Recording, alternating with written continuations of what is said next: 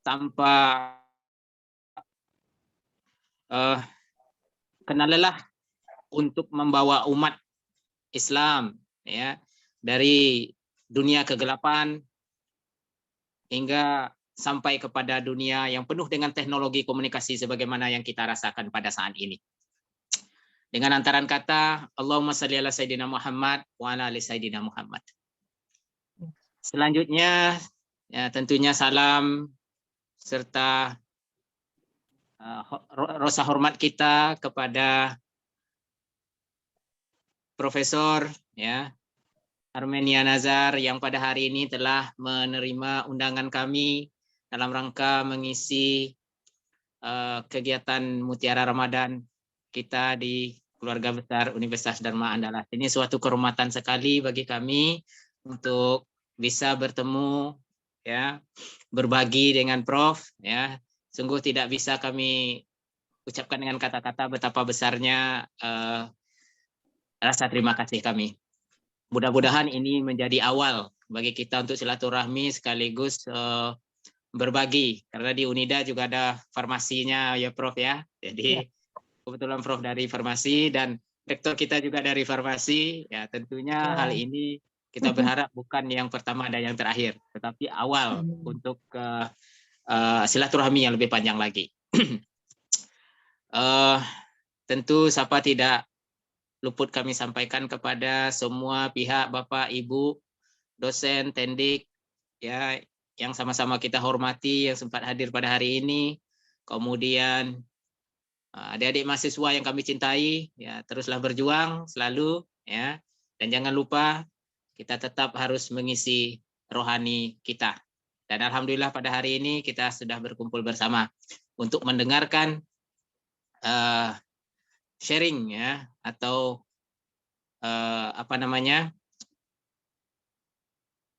ilmu yang akan dibagi oleh pada hari ini narasumber kita yaitu Ibu Profesor Armenia Nazar. Beliau adalah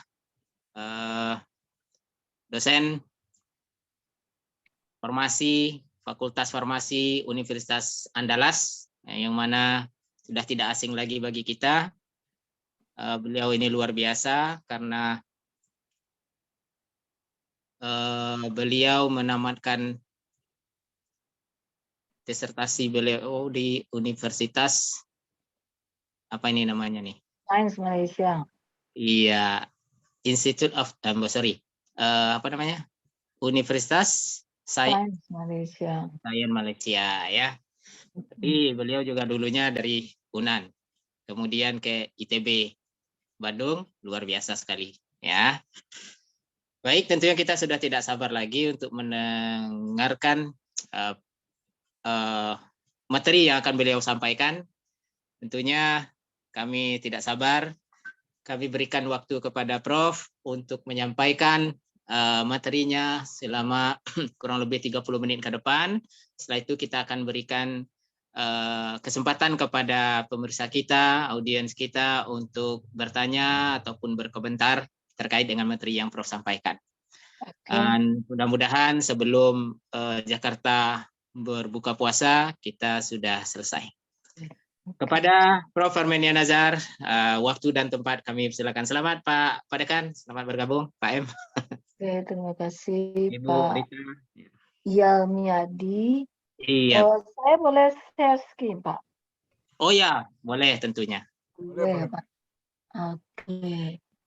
Ini seperti karena sudah biasa jadi dosen, jadi ya harus. cerita pakai ini lebih seru rasanya Pak. Iya, betul. Oke, terima kasih. Terutama saya ucapkan terlebih dahulu kepada pihak Unida yang telah mengundang saya untuk share, membagi-bagi pengetahuan yang saya tahu. Ya, mudah-mudahan nanti ilmu yang saya bagi-bagi ini ada manfaatnya untuk kita semuanya. Amin. Tentu saja kita tak bosan-bosannya mengucapkan puji syukur kepada Allah Subhanahu wa Ta'ala yang telah memberikan kita kesempatan, yang masih memberi kita kesempatan untuk hidup, bernafas, dan melakukan aktivitas kita Iya. sehari-hari di bulan Ramadan ini, dan bisa bersilaturahmi pula antara Civitas Akademika Unida dengan saya juga. Iya. Kemudian salawat dan salam kita panjatkan bagi Nabi besar kita Muhammad SAW. Muhammad wa ali Muhammad. Semoga kita termasuk hambanya yang mendapat syafaat di hari kemudian kelak. Amin ya rabbal alamin. Rabbi shrah li sadri wa yassir li amri wahlul 'uqdatam min lisani yafqahu qawli. Oke, kita karena waktu kita singkat, kita langsung saja kepada topik yang saya usulkan untuk kita bincang-bincang ini, yaitu mengatasi potensi berdasarkan ilmu pengetahuan modern dan berdasarkan ilmu Islam. Yang disampaikan pada Mutiara Ramadan Universitas Dharma Andalas tahun 1443 Hijriah, 14 April 2022. Bapak Ibu sekalian yang saya hormati, kita tahu bahwa hipertensi ini adalah penyakit yang tidak asing lagi bagi kita, dan ini merupakan masalah dunia, Pak. Bukan saja Indonesia. Dan Indonesia ini adalah salah satu dari 10 negara dengan berpenghasilan menengah rendah yang mempunyai prevalensi hipertensi yang banyak, ya, nomor 7 terbanyak di dunia nih, di dunia, Pak. 7. Ya kan? Jadi tidak main-main gitu ya. Dan itu memang perlu kita sadari dan pahami bersama, karena sekali kita mendapat hipertensi itu sulit untuk menghilangkannya, itu masalahnya. Iya. Walaupun fasilitas kesehatan ada di dekat kita, tapi banyak orang yang tidak paham, tidak mau berobat atau tidak peduli gitu. Padahal kalau mereka tahu bahwa penyakit hipertensi yang tidak terobati dalam yang lama itu akan mencetus berbagai penyakit yang lain, seperti yang jelas penyakit jantung, saraf, dan lain-lain. Gitu. Jadi saya merasa berbahagia pada saat ini bisa berbagi pemahaman tentang penyakit ini, sehingga nanti bila Bapak Ibu atau keluarganya mungkin pernah didiagnosa penyakit ini, maka memberi perhatian kepada pembelajaran ilmu bagi saya sekarang ini, gitu ya. Oke. Jadi banyak yang tidak terkontrol, Pak. Walaupun dia datang ke rumah sakit dengan atau ke puskesmas secara rutin, tapi tetap juga tidak terkontrol. Apa masalahnya? Nah, itu yang perlu bapak-bapak, ibu-ibu, dan mungkin adik-adik mahasiswa sekalian, ini perlu dipelajari untuk keluarga kita, ya. Dan lalu di sini bagaimana caranya kita mengatasi agar tekanan darah itu terkontrol, begitu, ya. Penyebab hipertensi itu macam-macam, yang tidak diketahui lebih banyak justru, ya, yang kita sebut dengan hipertensi primer, yang penyebabnya tahu tapi tensinya sudah tinggi saja, ya, tapi itu diketahui belakangan banyak terjadi karena misalnya stres oksidasi atau mungkin karena keturunannya mengalami hipertensi. Yang jelas ada urusan dengan lingkungannya. Ya, sedangkan yang diketahui penyebabnya itu tidak banyak. Itu biasanya disebabkan oleh penyakit-penyakit yang lain, seperti penyakit jantung, penyakit diabetes, penyakit ginjal, hiperkolesterol, hipertiroid, itu gondok apa itu kata orang. Lehernya besar ya, Prof? Enggak mesti besar gondoknya, dia kecil-kecil saja, tapi dia aktivitasnya tinggi sehingga bisa menimbulkan masalah tekanan darah ini. Ya, jantung orang berdebar-debar kencang itu karena hipertiroid, dan itu nanti tekanan darahnya juga akan tinggi. Ada juga orang yang selama hamil bisa berkembang hipertensi, atau tadi yang saya bilang stres oksidasi. Apa tuh stres oksidasi? Ya, terlalu banyak stres, apa namanya ya? sebenarnya peristiwa itu ada di dalam tubuh kita ya, segala macam metabolisme dalam tubuh itu menghasilkan kita sebut dengan Bapak Ibu mahasiswa mungkin pernah dengar radikal bebas ya, reaktif oksigen namanya oksigen, tapi dia senyawa-senyawa dengan oksigen tapi sangat reaktif sehingga dia bisa bereaksi dengan komponen tubuh kita di antaranya misalnya pembuluh darah, jantung, ginjal dan lain-lain, dan itu mencetus penyakit hipertensi. Seperti itu. Banyak sekali penyebabnya sehingga perlu kita sadari makanan-makanan yang tidak sehat yang banyak di dunia luar sekarang ini justru itu banyak mengandung senyawa-senyawa yang bersifat radikal bebas tadi itu. Merokok itu juga radikal bebas misalnya sehingga bisa mencetus hipertensi. Ya, itu penyebab utama secara umum yang diketahui sampai sekarang ya. Dan faktor-faktor risiko yang menyebabkan orang itu memang lebih rentan terhadap hipertensi itu misalnya mengkonsumsi garam yang tinggi, tapi kaliumnya rendah. Kalium kalau garam dapur maksudnya NaCl. Ya, kalau kalium biasanya terdapat dalam buah-buahan. Ya, tapi rendah jumlahnya sehingga bisa mencetus hipertensi atau memperparah kalau sudah ada. Lalu orang yang gemuk, obesitas, ya itu banyak sekarang kan karena ekonomi sudah cukup baik, makan apa saja bisa dicari di pasar, ya. Beli makan mudah. Makan siap saji, nah itu cepat sekali itu menimbulkan kegemukan dan itu bisa mencetus memperparah hipertensi juga. Lalu orang yang tidak aktif, nah zaman sekarang lagi Pak kemana-mana pakai mobil, pakai Honda, nggak mau bergerak sama sekali. Sudahlah tidak bergerak, olahraga juga tidak. Nah sudahlah, ini akan memicu juga hipertensi. Belum lagi diet yang tak sehat, seperti tadi makan KFC lah, pizza lah namanya, seperti itu yang tinggi-tinggi lemak, kurang serat. Nah itu akan memperparah juga hipertensi. Ya, merokok sudah disebutkan tadi, stres gitu. Mengapa stres? Mengapa rokok? Rokok tadi juga mengandung radikal bebas kata saya, karena radikal bebas itu akan merusak komponen-komponen tubuh kita seperti pembuluh darah, jantung, ginjal, dan itu mencetus penyakit hipertensi.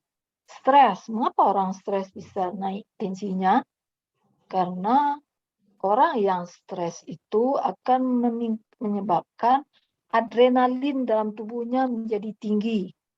Ya, adrenalin itu suatu hormon endogen yang bisa merangsang saraf kita, bukan saja saraf, bisa merangsang jantung, pembuluh darah, dan ginjal yang menyebabkan semua secara fisiologis itu menyebabkan naiknya tekanan darah.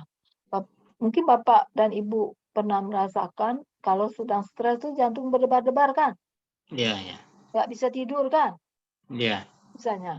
Nah itu adalah karena dia merangsang otak kita untuk tidak tidur. Ya, merangsang jantung untuk berdebar-debar gitu.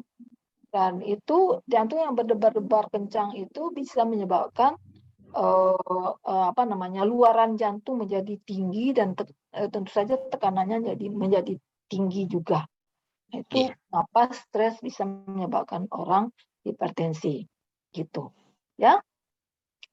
Lalu mengapa tekanan darah itu banyak yang tidak terkontrol? Nah, ini pengetahuan farmasi sebenarnya, tapi tidak apa-apa saya share supaya ibu bapak-bapak juga paham kalau misalnya nanti ada di antara kita yang berpotensi menyebabkan hipertensi, ada keluarganya atau memang sudah mengalami hipertensi, perlu menyadari ini bahwa hipertensi yang tidak terkontrol banyak penyebabnya. Mungkin obatnya tidak sesuai, ya kan? Dengan patologisnya. Karena penyebabnya tadi banyak kan, Pak? Ya kan? Jadi biasanya terapinya juga dipilih untuk orang tertentu tadi. Ini lebih ke farmasinya sebenarnya ya. Lalu ada pantangan tadi dilanggar. Ya, dilanggar pantangan. Tadi harusnya jangan makan garam, jangan makan garam. Nggak lama nggak pakai garam tuh, Nah, makan. iya iya. Nah, udahlah makan garam, ya kan? Nggak makan buah, malas. Misalnya makan buah sama sayur-sayuran. Nah, itu adalah melanggar pantangan namanya itu ya. Lalu penyebabnya tidak dihilangkan. Tadi stres ya. Stresnya tetap aja stres. Makan obat, makan juga. Tapi stres tetap sama Betul. aja. Akan tidak terkontrol juga tekanan darahnya. Ya kan? Lalu mungkin ada orang yang juga resisten terhadap obat tertentu. Sehingga perlu dikonsultasikan kepada dokter dan atau mungkin apoteker. Ya. Lalu ada orang banyak nih, kalau ada, bukan ada nih, tidak patuh tentang berobat tadi. Iya iya. Ya. Ada obat, obatnya tak dimakan. Atau dia perlu datang ke puskesmas, dia tak datang misalnya. Nah, begitu. Atau mungkin tak sengaja lupa dia makan obatnya, sehingga memang tak terkontrol tekanan darahnya. Nah, ini sebenarnya ada peranan tenaga kesehatan juga untuk mengkomunikasikan kepada si penderita mengapa dia harus patuh terhadap makan obat itu. Karena tekanan darah yang tinggi itu memang harus diobati, tidak ada lain kecuali dengan memakan obatnya begitu. Ya. Nah, jadi atau mungkin masalah-masalah lain akses kepada puskesmas jauh, jadi malas misalnya. Dan atau tadi kurangnya pengetahuan dan kesadaran bahwa mengobati hipertensi itu perlu. Itu tidak paham dia. Tidak paham dia kalau hipertensi tidak diobati itu akan menyebabkan komplikasi yang lebih parah lagi. Misalnya terjadinya penyakit jantung, stroke dan lain-lain. Gitu. Jadi perlu disadari oleh orang penderita hipertensi tadi. Ya. Atau ada orang yang tidak yakin dengan obat yang dikonsumsinya misalnya. Ya, karena keyakinan itu salah satu efek placebo lah istilahnya. Placebo itu memikirkan saja kita sudah sembuh sebenarnya. Ya, atau dengan yakin saja kita pergi ke dokter itu saja dia sudah sembuh misalnya. Itu namanya keyakinan. Penting itu dibangun untuk berobat. Ya, apa saja penyakitnya. Oke, jadi ini komplikasi sudah saya sebutkan tadi, serangan jantung, stroke, penyakit ginjal, penyakit mata, buta ya atau mata kabur dan sebagainya, atau penyakit metabolisme lain seperti diabetes atau gangguan saraf. Ya, itu bisa terjadi karena komplikasi hipertensi yang tak terobati, yang tak terkontrol. Maka tentu saja ini perlu di-manage, diatasi begitu. Ya. Nah, caranya bisa dengan non obat ya. Dengan non obat itu misalnya dengan mengurangi asupan garam tadi, makan makanan yang sehat, berserat, cukup buah misalnya, mengatasi stres, olahraga, patuh dengan berobat dan yakin dengan pengobatannya. Ini penting nih. Saya selalu kalau kebetulan orang tua juga dulu hipertensi, jadi saya dan dia percaya dan dia patuh dengan saya sebagai apoteker untuk misalnya bagaimana dia memanage tekanan darahnya yang tinggi. Saya mengaturkan obat untuk dia untuk dimakan ini pagi, ini sore. Kalau ini terlalu tinggi tambah lagi, ya dia sudah saya aturkan sedemikian rupa sehingga tekanan darahnya sering terkontrol. Tapi sering juga tidak terkontrol. Apa salahnya? Saya perhatikan ibu saya itu karena stres lebih dominan padanya. Itu yang sering menyebabkan tekanan darahnya tidak terkontrol. Itu ya. Kalau dengan obat tuh sudah jelas tuh ya. Obat yang tersedia untuk itu dan dokter akan memberikan sesuai dengan tingkat apa namanya? Tingkatan penyakit hipertensi tadi. Apakah ringan, apakah sedang, atau apakah berat, atau urgensi misalnya. Ada cara-cara yang dilakukan oleh dokter. Ahlinya sudah ada gitu ya. Nah, lalu ini untuk Bapak Ibu ketahui ada obat-obat herbal dari alami yang sebenarnya berpotensi untuk menurunkan tekanan darah. Ya, buah-buahan tadi saya sudah sebutkan, itu karena mengandung antioksidan, itu bisa mengatasi tekanan darah yang tinggi. Ya, ini pengalaman saya juga. Saya selalu makan ramuan kunyit, Hmm. jahe. Ya, Ya. kunyit jahe itu kan mengandung antioksidan yang tinggi. Itu saya konsumsi tiap hari. Ya, sekali sehari setiap pagi. Dan kalau dulu saya selalu diberi obat oleh dokter, ya kan? Tapi dengan obat ini dan cara lain yang akan saya teruskan sebentar lagi, itu menyebabkan saya tidak perlu makan obat. Tekanan darah saya terkontrol. Jadi itu bisa ya. Dan obat-obat lain, ramuan lain yang mengandung antioksidan tinggi itu bisa mencegah dan atau mengatasi hipertensi ya bila diminum secara rutin. Nah, sekarang bagaimana pula penyelesaian hipertensi menurut Islam ya? Nah, sebenarnya ada banyak hadis dan atau firman dalam Quran.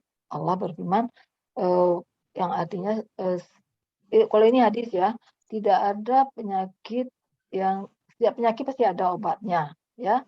Bila suatu obat telah cocok dengan penyakit itu, maka ia akan sembuh dengan izin Allah tentu saja.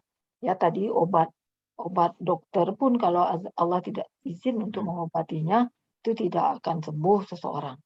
Nah, tapi yang satu sebelumnya, Allah tidak akan menurunkan suatu penyakit kecuali dia juga menurunkan obatnya, begitu. Dan itu kita harus yakin. Dan farmasi dan dokter barangkali itulah tugasnya untuk mencari-cari apa saja di alam ini, dunia ini yang bisa mengobati penyakit apapun itu termasuk hipertensi. Itu. Jadi kita berpegang dengan hadis itu, maka ada satu lagi yang dianjurkan oleh Nabi di sini. Mungkin kalau dari sisi orang kalangan Muslim sudah tahu bahwa jintan hitam atau habatus saudah atau dalam bahasa Latinnya Nigella sativa itu bisa mengatasi penyakit termasuk hipertensi. Ya, telah diteliti ini oleh berbagai ilmuwan dan ternyata itu benar. Nah, cuma kan padahal ini anjuran Nabi dulu. Ya, makanlah ini karena dia bisa mengobati berbagai penyakit kecuali mati ya. Kalau mati memang tidak bisa diobati oleh jintan hitam. Tapi kalau penyakit apapun bisa dimakan ini. Diketahui ternyata dia juga mengandung antioksidan, Pak. Oke. Nah, jadi kalau ada Bapak Ibu yang ini boleh dimakan ini jintan hitam itu. Ya, ada di belakang. Nah, sedikit saja beberapa gram saja. 1 gram saja sehari itu bisa mengobati masalah hipertensi ini. Lalu ada minyak zaitun. Ya, minyak zaitun yang diketahui dapat menurunkan kolesterol dan itu tentu saja nanti ujung-ujung dapat mengatasi hipertensi. Lalu jahe sudah saya sebutkan tadi. Jahe, lalu tadi sudah saya buktikan jahe dan kunyit itu bisa menurunkan tekanan darah. Ya, kalau saya sudah tidak makan jahe dan kunyit, saya akan naik tekanan darahnya. Ditandai dengan kepala saya sudah sakit begitu. Nah, saya baca juga di beberapa artikel bahwa bersedekah bisa menyebabkan segala macam penyakit hilang, katanya begitu. Logikanya bagi saya adalah secara ilmiah, kalau kita berbagi, kita akan berbahagia. Ya. Kebahagiaan itu yang menyebabkan pikiran kita tenang, dan kalau pikiran kita tenang tadi, kalau tadinya tekanan darah tinggi karena stres, maka kalau dia tenang, dia akan turun tekanan darahnya, begitu. Ya, nah, termasuk juga dengan berzikir dan membaca Al-Quran. Ya, nah, ini yang saya selalu akan ini Pak, berzikir dan membaca Al-Quran. Ya, kalau dulu saya mumet saja, walaupun saya mengaji tapi tidak dengan satu kesadaran yang tinggi gitu ya, tidak menikmati gitu. Walaupun saya mengaji gitu ya, tapi pikiran saya kemana-mana juga gitu ya, sehingga stresnya tetap aja gitu. Tapi coba kita khusyuk ya dengan suatu kenikmatan membaca dan berzikir itu, maka alhamdulillah ya, saya tidak perlu makan obat sekarang ya dengan tekanan darah yang baik terkontrol begitu. Lalu yang saya baca juga puasa dapat menurunkan tekanan darah. Logikanya kenapa gitu? Makanan kurang. Saya juga bertanya, logikanya kenapa kalau berzikir membaca Quran itu bisa menurunkan tekanan darah? Hasil penelitian orang juga mengatakannya begitu, Pak. Nanti saya lihatkan di belakang ya. Ya. Ini Quran. Mengapa Quran bisa menurunkan tekanan darah? Ini nih. Katanya, wahai manusia, telah datang kepadamu pelajaran Al-Quran ya dari Tuhanmu yang menyembuhkan bagi penyakit yang ada di dalam dada dan petunjuk serta rahmat bagi orang yang beriman. Nah, itu menyembuhkan penyakit dada itu yang tadi. Penyakit dada tadi itu sebenarnya identik dengan stres tadi, Pak. Iya. Kan? Orang yang tidak tenang, ya, yang berarti kalbunya tidak tenang itu stres secara umum kita sebut dalam bahasa ininya, bahasa sainsnya itu adrenalinnya yang tinggi tadi. Tapi dengan ketenangan, dengan membaca Quran, zikir tadi, kita akan tenang kalbunya itu. Nah, kalau kalbunya sudah tenang, stresnya hilang, maka adrenalin yang tinggi tadi sudah tidak ada lagi. Ya kan?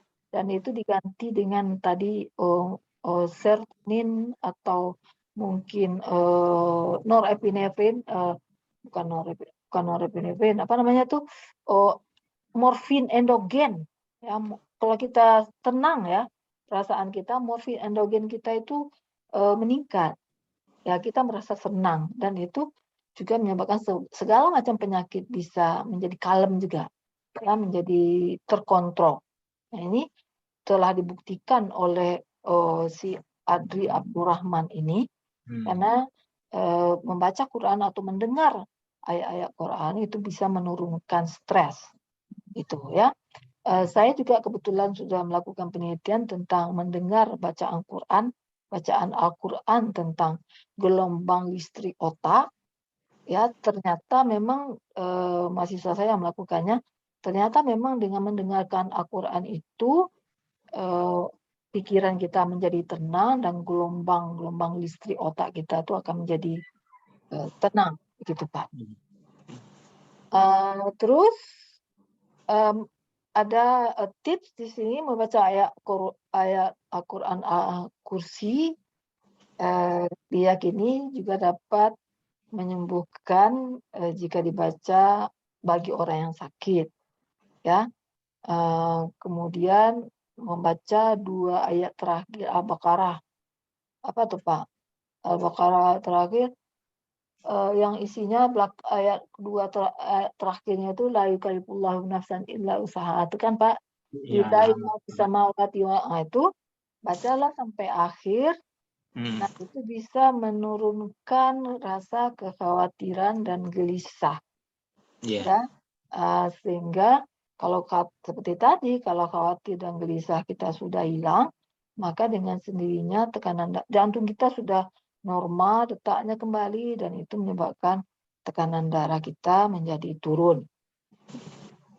Ya, lalu tentang puasa, apakah memang puasa bisa mengatasi hipertensi? Ya, penelitian menunjukkan bahwa puasa itu membantu menurunkan tekanan darah dengan cara menurunkan kolesterol, mengontrol diabetes, dan atau menurunkan berat badan, Pak. Jadi berat badan yang turun itu bagi orang yang obes misalnya, bagi orang yang kegemukan, itu bisa menurunkan risiko dia tekanan darahnya menjadi tinggi, begitu. Jadi semuanya bisa dianalisis secara ilmiah sekarang, ternyata bahwa memang apa-apa yang dianjurkan Allah dan Rasulnya itu memang sangat bermanfaat bagi manusia sebenarnya. Cuman manusia saja yang agak tidak patuh ya Pak, ya, yang tidak beriman sebenarnya, tidak ingat kepada perintah-perintah itu sehingga itulah menimbulkan penyakit, ya kan? Orang banyak stres sekarang, kenapa banyak stres? Karena ya ini harus dibayar, utang ini harus dibayar, segala harus dibayar. Itu yang membuat orang sendiri, manusia sendiri yang membuat penyakit untuk dirinya sebenarnya, ya kan? Padahal dunia ini wale saja ya. Bagi saya makan cukup, nggak perlu utang-utang ke sana ke sini, cukup makan, ada tempat tinggal, alhamdulillah sudah cukup tuh, sudah tenang hidup kita tuh, enggak Pak? Nah, semuanya. Jadi bagi saya dunia itu bisa menjadi simpel saja sekarang dengan mempelajari lebih banyak tentang agama kita dan meyakini kebenarannya begitu. Oke, saya kira untuk ceramahnya cukup singkat. Silakan Bapak Ibu yang mau bertanya lebih lanjut, saya akan jawab sebisanya saya. Ya. Baik, alhamdulillah itu dia paparan tadi yang luar biasa ya pada hari ini, karena kita mendapati sebuah paket ya, di mana biasanya kita berhadapan dengan orang farmasi kalau mencari obat ya obat konvensional gitu. Kata bahasa kami yang rakyat umum ini, Prof, obat kimia seperti itu ya. Nah, tapi hari ini kita tidak hanya disuguhkan oleh Prof kita obat yang berasal dari obat konvensional tadi, tetapi juga bagaimana kita bisa menyembuhkan diri dengan menggunakan obat secara menurut Islam tadi.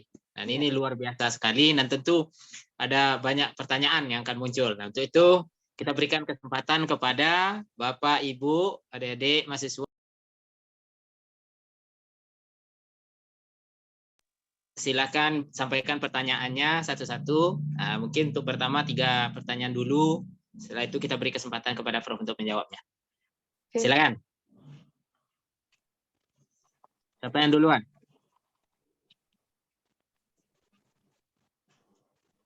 Pak Dekan, bagaimana?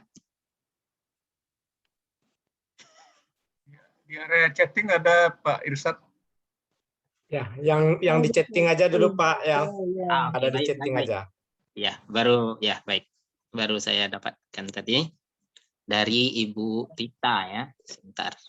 Oke, pertanyaannya adalah saya sudah baca, apakah obat herbal bisa dicampur dengan obat konvensional?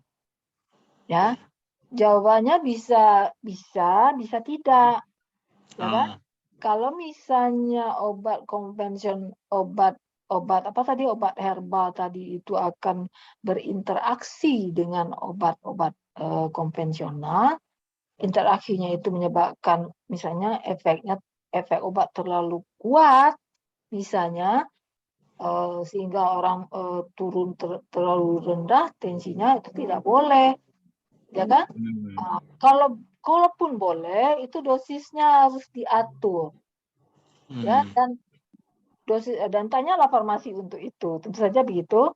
Dan tentu saja perlu dilakukan pengontrolan tekanan darah, maksud saya dicek tekanan darahnya. Kalau misalnya pada saat itu Bapak Ibu tidak mengalami penurunan drastis tekanan darah, silakan saja. Begitu. Kalau saya prinsipnya interaksi itu begitu. Seandainya syaratnya tadi itu, syaratnya Bapak atau Ibu punya alat untuk mencek tekanan darah. Kalau misalnya menyebabkan tekanan darahnya turun, maka perlu dihilangkan salah satunya atau diturunkan dosis salah satunya. Begitu. Tinggal ngaturnya gitu aja, Bu. Ya, tapi kalau misalnya penggunaan bersama-sama obat herbal dengan obat konvensional menyebabkan tekanan darah Ibu tidak terkontrol, sebaiknya jangan dicampur. Saya anjurkan untuk tidak dicampur. Itu gunanya mengukur tekanan darah secara rutin. Ya, saya ajarkan kepada ibu saya, dan dia tahu pagi dan petang dia akan ukur tekanan darahnya. Kalau tinggi, dia tahu masalahnya apa. Ya, dia akan tahu sendiri. Saya harus menambah obat. Dia ada disediakan beberapa obat Kalau dia tinggi, maka bisa diberi, dia akan bertanya sama saya akan anjurkan apa tentang obatnya. Begitu. Di farmasi itu gunanya itu, Bu. Bu atau Bapak. Ya, Ya, Ibu. bisa mengaturkan dosis untuk Bapak Ibu untuk mengontrol penyakitnya. Begitu jawaban saya. Terima kasih. Ya, demikian. Mudah-mudahan Ibu Rita bisa memahami jawaban daripada Prof kita. Baik, terima kasih Bu. Ya, terima kasih Bu Rita. Ya, selanjutnya mungkin masih ada lagi Pak Naj mungkin atau Pak Firlan, silakan. Kali ada yang sakit hipertensi, Pak. Kebetulan penelitian saya banyak ke situ, hipertensi, diabetes gitu. Ya, apalagi orang yang hipertensi dengan diabetes, kalau bercampur dua-dua ini, itu tekanan darahnya memang harus sangat-sangat dikontrol. Karena kalau tidak, ya dia harus tekanan darahnya di bawah 130. Kalau tidak, maka orang yang diabetes tadi akan lebih cepat mengalami kerusakan organ-organ. Begitu. Jadi gunanya mengontrol tekanan darah itu mencegah jantung jangan cepat rusak, mencegah otak saraf jangan sampai rusak, begitu. Iya. Jadi Prof, kalau seandainya kita yang katakanlah belum teridentifikasi sebagai orang yang hipertensi, Ya. apa kiat kita menjaga supaya kita tidak sampai menjadi penderita hipertensi, Prof? Itu tadi, jangan stres, Pak. Ya, Ya. karena yang sehat, makalah yang sehat-sehat saja dan berolahraga secara teratur, ya kan? Berolahraga secara teratur dan makanlah yang sehat-sehat. Udah itu aja, Pak. Kuncinya. Ya. Baik, tadi ada lagi di chat Ibu.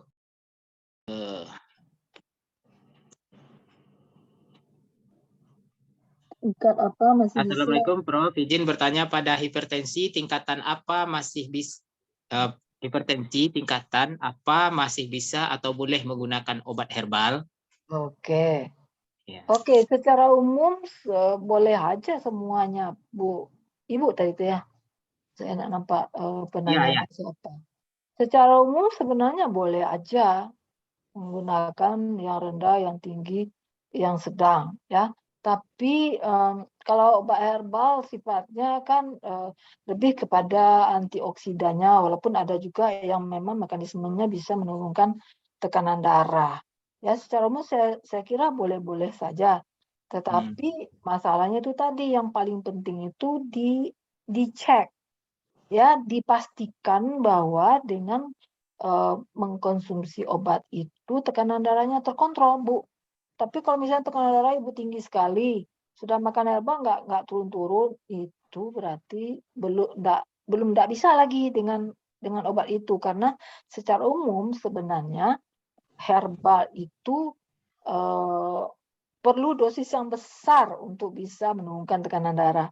Apalagi kalau hanya berupa rebusan-rebusan doang gitu, Bu. Nah, itu efektivitasnya rendah karena zat yang tersari di dalam air rebusan itu kecil. Begitu. Nah, jadi intinya kalau misalnya dengan herbal tekanan darah masih tidak terkontrol, memang harus menggunakan obat konvensional. Kalau perlu dalam kombinasi seperti itu, Bu. Luar biasa sekali ya. Jawabannya ya sangat kita butuhkan sekali. Alhamdulillah, terima kasih banyak ini Prof. Baik, bagus sekali. Mungkin masih ada kesempatan kita berikan untuk satu penanya lagi sebelum kita akhiri. Silakan.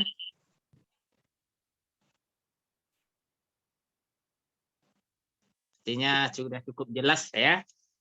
Ya, di mana tadi ya Prof-nya bicara dengan slide. Jadi semua tercatat. Saya sendiri pun juga demikian, Prof. Sehingga cukup jelas gitu. Apa yang disampaikan terkait dengan hipertensi ini. Mana kita melakukan pengobatan bisa dengan non obat ataupun dengan obat, ya. Apa yang harus kita lakukan, baik itu secara medis maupun secara agama, dan cukup jelas tadi. Baik, kalau tidak ada lagi yang mau ditanyakan, ya tentunya izinkan kami mengucapkan terima kasih banyak kepada Prof. Armenia atas waktu dan kesempatannya berbagi bersama kami. Mudah-mudahan ini menjadi amal ibadah bagi Prof. Dan tentunya akan menambah hasanah keilmuan bagi kami yang mendengarkan semuanya. Kemudian kepada Bapak, Ibu, adik-adik semuanya yang telah hadir pada hari ini, ucapan terima kasih juga telah memberikan waktu kesempatannya untuk menyimak kegiatan pada malam hari ini, sore hari ini.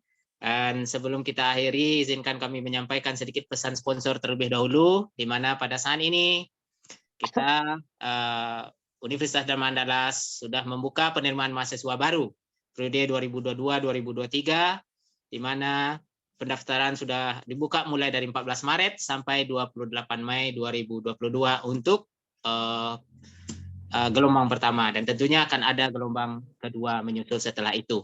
Nah, pendaftaran ini dapat dilakukan secara online melalui http://spmb.unida.ac.id. Untuk itu, mari kita sampaikan kepada sanak keluarga ataupun tetangga dekat, ya, jangan sampai ada generasi kita yang semestinya kuliah tetapi tidak berkuliah hanya karena persoalan-persoalan yang pada dasarnya bisa kita atasi bersama. Baiklah, kepada Profesor Apoteker Armenia MS PhD, Guru Besar Farmasi Universitas Dharma Andalas sebagai narasumber utama kita pada hari ini yang menyampaikan topik dengan judul mengatasi hipertensi berdasarkan ilmu pengetahuan modern dan Islam dalam kegiatan Mutiara Ramadan Universitas Dharma Andalas. Aturkan banyak terima kasih. Kemudian juga kepada terima kasih juga untuk ibu-ibu, bapak yang sudah memberikan perhatian dalam ceramah saya tadi, mudah-mudahan bermanfaat. Ya, alhamdulillah Ibu sampai saat ini masih bertahan 121 barusan 120. Nah, baik, karena berbuka puasa sebentar lagi akan kita layani. Untuk itu atas nama moderator ya dan juga kru yang berada di belakang layar, ya Pak terima kasih banyak. Mohon maaf atas segala kekurangan. Billahi taufik wal hidayah. Wassalamualaikum warahmatullahi wabarakatuh. Sampai ketemu. Terima kasih, Prof. Pak Nazim. Terima kasih, Prof. Assalamualaikum. Terima kasih. Waalaikumsalam warahmatullahi wabarakatuh.